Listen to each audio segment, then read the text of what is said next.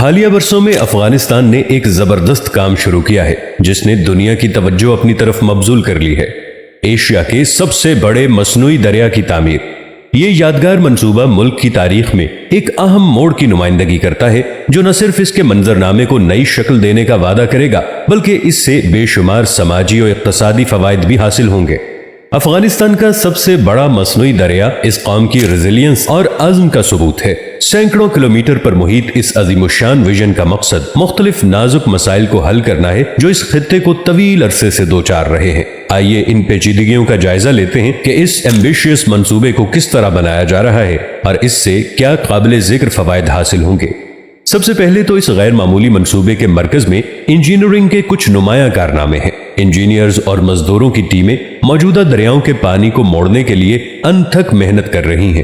نہروں کا ایک وسیع نیٹ ورک بنایا جا رہا ہے جو پہلے کی بنجر زمین کے وسیع علاقوں کو سیراب کرے گا۔ اس پورے عمل میں نہروں، ڈیمز اور آبی ذخائر کا ایک سوفسٹیکیٹڈ نظام شامل ہے جو پانی کی تقسیم کو ایفیشینٹلی تقسیم کرے گا۔ یہ پیچیدہ نیٹ ورک انسانی ذہانت کا ثبوت ہے جو پانی کو مشکل علاقوں، چڑھائی اور وسیع میدانی علاقوں میں سفر کرنے کے قابل بناتا ہے۔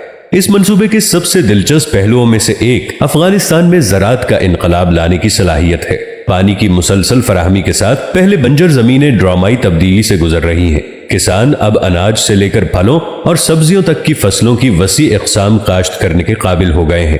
زرعی پیداوار میں اضافہ افغانستان کے لیے گیم چینجر ہے۔ اس سے نہ صرف خوراک کی درآمدات پر ملک کا انحصار کم ہوگا بلکہ غذائی تحفظ کو بھی تقویت ملے گی۔ اس کے علاوہ یہ بے شمار افراد کے لیے روزگار کے مواقع بھی فراہم کرے گا۔ سب سے بڑے مصنوعی دریا کے فوائد زراعت سے بھی آگے ہیں۔ دریا کے کناروں کے ساتھ اسٹریٹجک طور پر رکھے گئے ڈیم افغانستان کی بجلی کا ایک اہم حصہ پیدا کرنے کے لیے تیار ہیں۔ ہائیڈرو الیکٹرک پاور اسٹیشن بہتے پانی کی طاقت کو استعمال کرتے ہیں اور اسے صاف اور پائیدار توانائی میں تبدیل کرتے ہیں۔ توانائی کا یہ ذریعہ نہ صرف فوسل فیول پر ملک کا انحصار کم کرے گا بلکہ دور دراز علاقوں میں بجلی بھی لائے گا جو پہلے گرڈ سے منقطع تھے۔ بجلی تک رسائی معاشی ترقی کے لیے انتہائی اہم ہے۔ اس سے رہائشیوں کا معیار زندگی بھی بہتر ہوگا۔ جیسا کہ مصنوعی دریا افغانستان کے متنوع مناظر سے گزرتا ہے، یہ ایک متحد قوت کے طور پر کام کرے گا جو ان خطوں کو آپس میں جوڑے گا جو کبھی الگ تھلگ تھے۔